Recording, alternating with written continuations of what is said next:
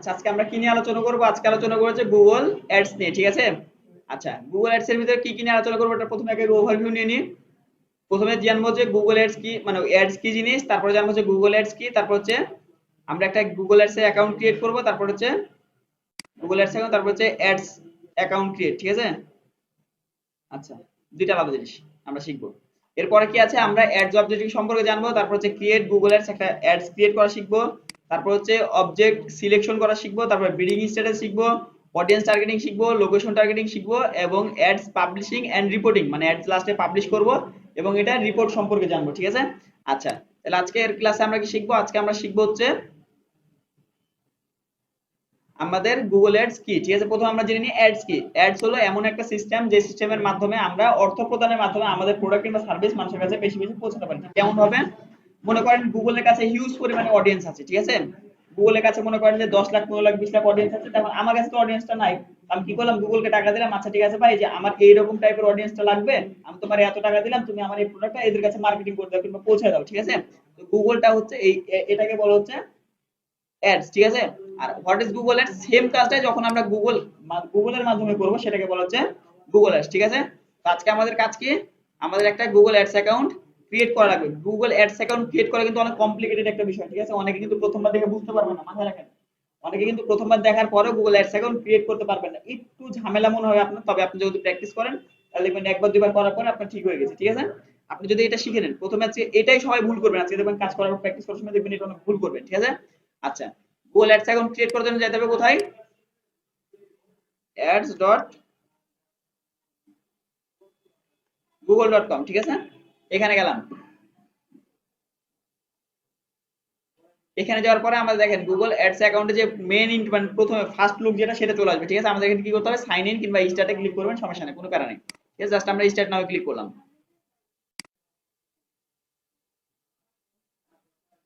Start now click করার পরে দেখেন প্রথমে আপনাদের এইরকম ইন্টারফেস আসবে, ঠিক আছে? মানে গুগল অ্যাডস কিন্তু একটু ওয়েট, মানে একটু সময় নেয়, বুঝছেন? কেউ কিন্তু মানে বেশি স্লো হলে মনে করেন যে নেট স্লো, এরকম কোনো প্যারা নেওয়ার কোনো প্রয়োজন নেই, ঠিক আছে? এটা একটু সময় সাপেক্ষ জিনিস। আচ্ছা, একটু অপেক্ষা করি আমরা। দেখছেন আমাদের এখানে কি আছে, গুগল অ্যাডস অ্যাকাউন্টের মানে মেইন ইয়েটা চলে আসছে, ঠিক আছে? যেখান থেকে আমরা অ্যাকাউন্ট ক্রিয়েট করবো। আপনারা কিন্তু এখানে কেউ কিছু ফিল আপ করেন না। যদি আপনি ফিল আপ করা একবার শুরু করেন, আপনার ওই অ্যাডস অ্যাকাউন্ট আর আপনি করতে পারবেন না যতক্ষণ আপনি কার্ড অ্যাড করবেন, মাস্টার কার্ড কিনা পেমেন্ট যতক্ষণ আটকে অ্যাড না করবেন ততক্ষণ আপনি কোনো কাজ করতে পারবেন। তা আপনি কি করবেন, create N account without a MPIN, এখানে ক্লিক করবেন, ঠিক আছে? সবাই মাথায় রাখেন। তারপর কি আছে, এখানে যে ইনফরমেশন গুলো আছে, ঠিক আছে? আপনি জাস্ট এখানে কি চাচ্ছেন, নোটিফিকেশন, পুশ নোটিফিকেশন চাচ্ছে কি, যদি কোনো কিছু আপডেট আসে, প্রমোশনাল অফার কিংবা সার্ভিস রেট আপডেট, তাহলে আপনি আপনাকে জানাবেন, জাস্ট এখানে ইয়েস করলেন। বাকিগুলো কিন্তু ফিল আপ কেউ করবেন না ভুল করেও, ঠিক আছে? ফিল আপ করলে প্রবলেম, যদি একটাও ফিল আপ করেন, একবার শুরু করেন, তার মানে আপনি শেষ না করার পর্যন্ত বাড়াইতে পারবেন না। জাস্ট এখান থেকে সাবমিটে ক্লিক করবেন, ঠিক আছে? আচ্ছা, সাবমিটে ক্লিক করার পরে একটু ওয়েট করি। আচ্ছা দেখেন, তারপরে এই যে continue your account, you all set, ঠিক আছে? কন্টিনিউ ইওর অ্যাকাউন্ট, এখানে ক্লিক করলেন। দেখেন তাহলে আমাদের গুগল অ্যাডস অ্যাকাউন্ট চলে আসলো। এখানে কন্টিনিউ এর অ্যাকাউন্টের জায়গায় অনেক সময় লেখা থাকবে এক্সপ্লোরার মোড, ঠিক আছে? এক্সপ্লোরার মোড লেখা থাকলে ওখানে ক্লিক করলে আপনার সেম জিনিসটা আসবে। মাথায় রাখেন সবাই, কন্টিনিউ এর অ্যাকাউন্ট লেখা আছে না এখানে, অনেক অনেক সময় ওখানে এক্সপ্লোরার মোডও লেখা থাকতে পারে। যখন ওখানে ক্লিক করবেন তখন আপনার এখানে আপনার গুগল অ্যাডস অ্যাকাউন্টে চলে আসবে, ঠিক আছে? আপনারা, আমি জানি কাজ করতে হতে অনেকে ভুল করবেন, জিনিসটা আপনাকে প্র্যাকটিস করবেন, ঠিক আছে? আচ্ছা, এখানে আবার ছোট্ট একটা জিনিস আছে, সেটাকে আপনাকে করতে হবে, সেটা হলো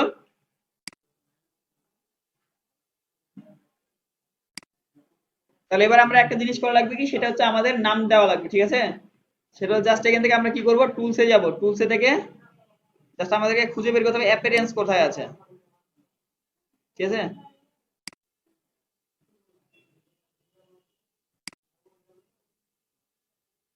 জাস্ট আমাদের এখানে আমাদের এই নামটা চেঞ্জ করা লাগবে, ঠিক আছে? আচ্ছা, পারফরম্যান্স প্ল্যান, প্ল্যান।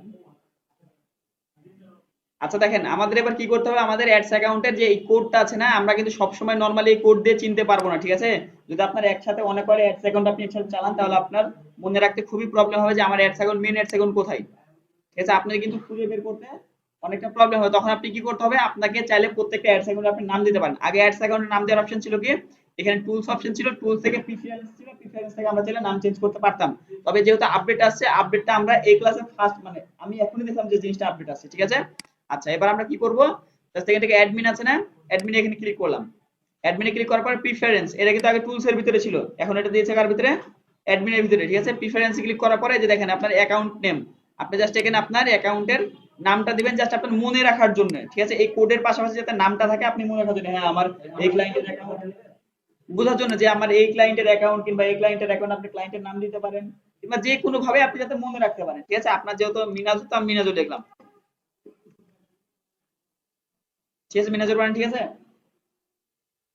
আচ্ছা মনে করেন মিনাজুর ওয়ান, আপনার এটা ফার্স্ট অ্যাকাউন্ট, তো মিনাজুর ওয়ান দিয়ে আমি জাস্ট এটাকে মানে মার্ক করলাম যে হ্যাঁ এটার নাম আমার মিনাজুর ওয়ান, দিয়ে আমি মনে রাখতে পারবো, যাতে আমি এটা কোনো কারণে লগ আউট করলে কিংবা অন্য কিছু করলাম বুঝতে পারি যে হ্যাঁ আমার এটা অ্যাকাউন্ট, ঠিক আছে। আমি জাস্ট এখান থেকে সেভে ক্লিক করলাম। এই যে এটা হচ্ছে নাম্বার, আপনার অ্যাডস অ্যাকাউন্ট নাম্বার হচ্ছে এইটা, ঠিক আছে, এই যে এটা অ্যাকাউন্ট নাম্বার, ক্লিয়ার। আচ্ছা এবার আমরা একবার রিফ্রেশ দিয়ে আমাদের অ্যাকাউন্ট মোটামুটি কমপ্লিট, আমরা আমাদের অ্যাকাউন্টের নামটাও চেঞ্জ করে ফেললাম, ঠিক আছে। আপনাদের হোমওয়ার্ক থাকবে কি, আপনারা অ্যাডস অ্যাকাউন্ট ক্রিয়েট করবেন এবং অ্যাডস অ্যাকাউন্টের প্রথম কথা কি নামটা দিবেন। আগামী ক্লাসে আমরা বাকি কাজগুলো দেখার চেষ্টা করব ইনশাআল্লাহ, ঠিক আছে। আচ্ছা দেখেন তাহলে আমাদের কি আসলে, যে মিনাজুর ওয়ান দিলাম না, এবার দেখেন আপনার এই নাম্বারের পাশে কি আসলো, মিনাজুর ওয়ান চলে আসলো, ঠিক আছে। কারণ এই নাম্বার মনে রাখা আপনার পক্ষে সম্ভব না, যে হ্যাঁ আমার এই অ্যাকাউন্টে এই নাম্বার ছিল, এই অ্যাকাউন্টে এই নাম্বার ছিল, আপনি কিন্তু মনে রাখতে পারবেন, তখন মিনাজুর ওয়ান, মিনাজুর টু, এভাবে আপনি দিয়ে আপনি আপনারটা ইউজ করতে পারেন, ঠিক আছে। তাহলে আচ্ছা ঠিক আছে, বাকি সবাই হোমওয়ার্ক অবশ্যই আগামী ক্লাসে কমপ্লিট করে নিয়ে আসবেন, ঠিক আছে।